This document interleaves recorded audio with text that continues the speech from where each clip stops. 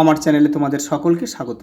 আজ আমরা ক্লাস 4-এর রায় মার্টিন প্রশ্নবিচিত্রা থেকে পরিবেশের তৃতীয় পর্যায়ক্রমিক মূল্যায়নের 6 নম্বর স্কুল সলভ করব।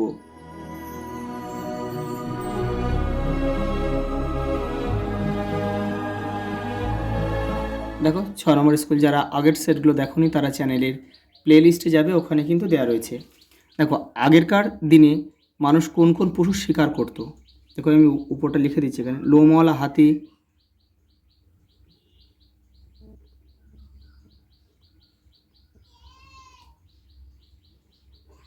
লোমওয়ালা হাতি, বলগা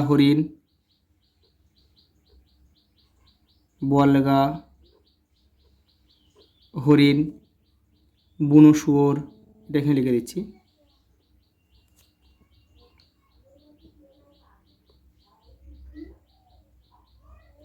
বুনো শুয়োর। পরেরটা দেখো, টুল ব্যবহারের ফলে মানুষের কি কি সুবিধা হলো। দেখো মানুষের শ্রম এবং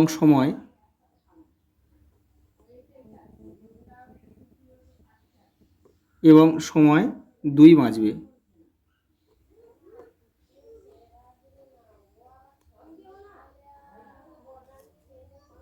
ব্রোঞ্জ কিভাবে তৈরি হয়?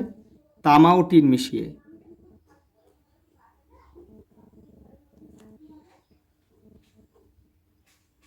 তামা ও টিন মিশিয়ে। দাহ্য বস্তু কাকে বলে? দেখো তোমাদের বইয়ের 92 নম্বর পেজে উত্তরটা রয়েছে। দেখো এই দেখো, যেগুলি আগুন লাগলে সহজে জ্বলে ওঠে ও অল্প সময় পুড়ে যায় তাকে দাহ্য বস্তু বলেন। দেখো বাজি, যেমন পটকা ইত্যাদি।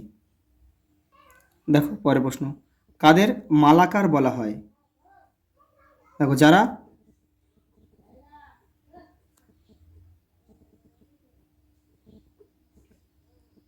সোলার কাজ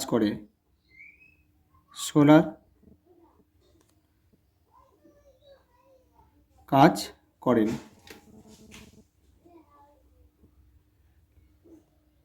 তাদের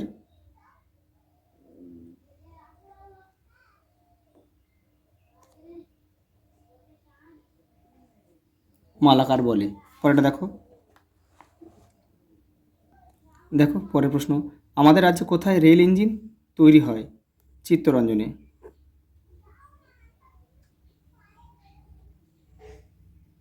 চিত্তরঞ্জন হচ্ছে কোথায় অবস্থিত?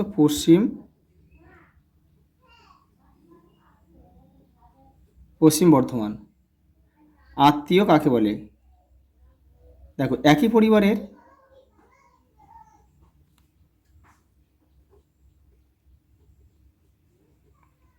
পরিবারের শাখা প্রশাখাকে আত্মীয় বলে। কোন সমাজে মা পরিবারের প্রধান? খাসিয়াদের সমাজে। মেঘালয়ের খাসিয়াদের সমাজে। পাঞ্জাবে কি কি চাষ বেশি হয়? গম, জোয়ার, বাজরা। পুঁথি কাকে বলে?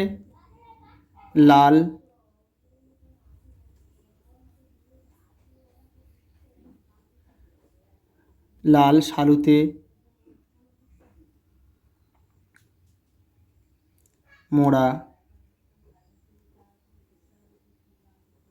বইকে পুঁথি বলে। দেখো পরের প্রশ্ন, শূন্যস্থান পূরণ করো।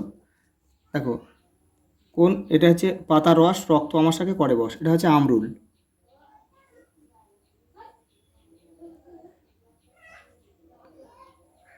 মিষ্টি দিয়ে কি রান্না হতো বহু বাড়িতে? মিষ্টি দিয়ে ছোলার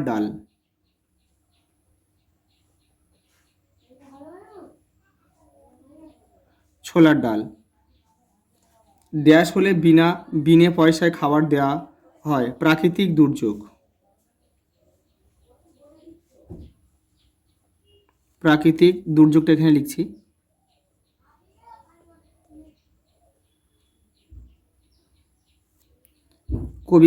কবিগুরু গান্ধীজিকে মহাত্মাজি বলে ডাকতেন।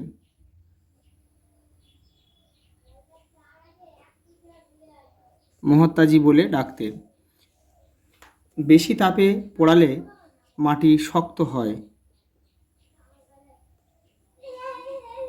শক্ত হয়। দেখো একটা ছক দিয়েছে, এগুলো পূরণ করতে হবে। এখানে মিষ্টির নাম, জায়গার নাম, কোন জায়গায় পাওয়া যায়, আর সেই জায়গাটা কোন জেলার মধ্যে অবস্থিত সেটা আমাদের লিখতে হবে। ল্যাংচা হচ্ছে শক্তিগড়ে পাওয়া যায়, শক্তিগড়ে বিখ্যাত আর কি, শক্তিগড় ল্যাংচা বিখ্যাত। শক্তিগড়টা কোথায় অবস্থিত? পূর্ব বর্ধমান। পূর্ব পূর্ব বর্ধমান। পরেরটা দেখো, নতুন গুড়ের মোয়া হচ্ছে জয়নগরের মোয়া হচ্ছে বিখ্যাত, জয়নগর। জয়নগর এটা দক্ষিণ 24 পরগনা।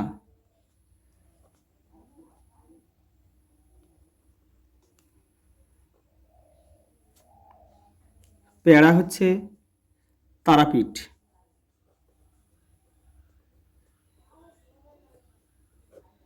তারাপীঠ বীরভূম।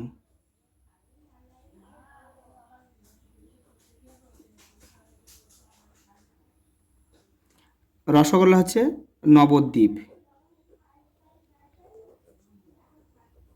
নবদ্বীপ হচ্ছে নদিয়া।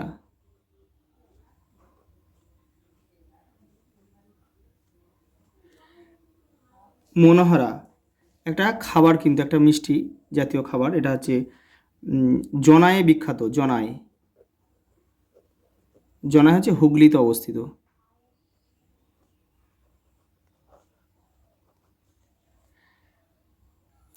দেখো পরটা সঠিক উত্তরটির মাথায় টিক চিহ্ন দাও। দেখো তাজমহল একটি কি স্থাপত্য হয়, আবার সৌধ হয়। দেখো কোনো স্থাপত্যের সঙ্গে যখন কারো নাম জড়িয়ে থাকবে তখন তাকে আমরা স্থাপত্য না বলে সেটাকে আমরা কি বলবো? সেটা কিন্তু আমরা বলবো সৌধ। যেমন তাজমহলের সঙ্গে মমতাজ বেগমের নাম কিন্তু জড়িয়ে রয়েছে, তাই আমরা এটাকে বলবো সৌধ। গাছের পাতার উপর ধূলিকণা জমে যাওয়া, এটা হচ্ছে বায়ু দূষণের একটা কারণ। সাপের দাঁতের নিচে বিষ থাকে। ব্যান্ডেল চার্চ তৈরি হয়েছিল 1660 খ্রিস্টাব্দে। ব্রতচারীর প্রতিষ্ঠাতা হলেন গুরু সদয় দত্ত। পরেরটা দেখো, 20 কাদের বলা হয়? তোমাদের বইয়ের 151 পেজে রয়েছে। এই যে এখান থেকে তোমরা এটা লিখবে। পরেরটা দেখো, কিভাবে স্থাপত্য ভাস্কর্য নষ্ট হয়ে যাচ্ছে? 157 পেজে রয়েছে। দেখো দেখো, কলকারখানা, গাড়ির ধোয়া, ধুলোতেও স্থাপত্য ভাস্কর্যের ক্ষতি হচ্ছে। তাছাড়াও রয়েছে দেখো এখানে অনেক সময় মানুষের স্থাপত্য ভাস্কর্য আঁচড় কাটে, পানের পিক ফেলে, দেয়ালে নাম লেখে, এভাবে কিন্তু এগুলো নষ্ট হয়ে যাচ্ছে। পরের প্রশ্ন দেখো, ভেষজ উদ্ভিদ কাদের বলে? যেসব উদ্ভিদ থেকে ওষুধ তৈরি হয় তাদেরকে ভেষজ উদ্ভিদ বলে। যেমন তুলসী, নিম, এখানে লিখে দিচ্ছি। এটা তোমাদের বই এটা হচ্ছে 95 পেজে রয়েছে, তো আমি লিখে দিচ্ছি এটা। যেসব গাছ থেকে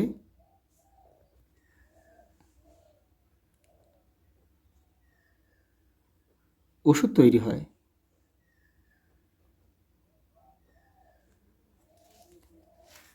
তাদেরকে আছে ভেষজ উদ্ভিদ বলে। যেমন তুলসী, নিম, বাসক ইত্যাদি। দেখো ডোকরা কি? ডোকরা শিল্পীরা কি কি নামে পরিচিত? 105 পেজে রয়েছে। দেখো এই দেখো, মোম আর ধুনুর ছাঁচে গলানো পিতল ঢেলে যে মূর্তি তৈরি হয় তাকে বলা হয় কিন্তু ডোকরা। দেখো ডোকরা শিল্পীরা কোথায় কী নামে পরিচিত? দেখো এই দেখো, কোথাও মালাহার, কোথাও শ্যাকরা, আবার কোথাও ঢেপ্পো নামে এরা কিন্তু পরিচিত। পরের প্রশ্ন দেখো, লালন ফকির কে ছিলেন? একজন বাউল সাধক।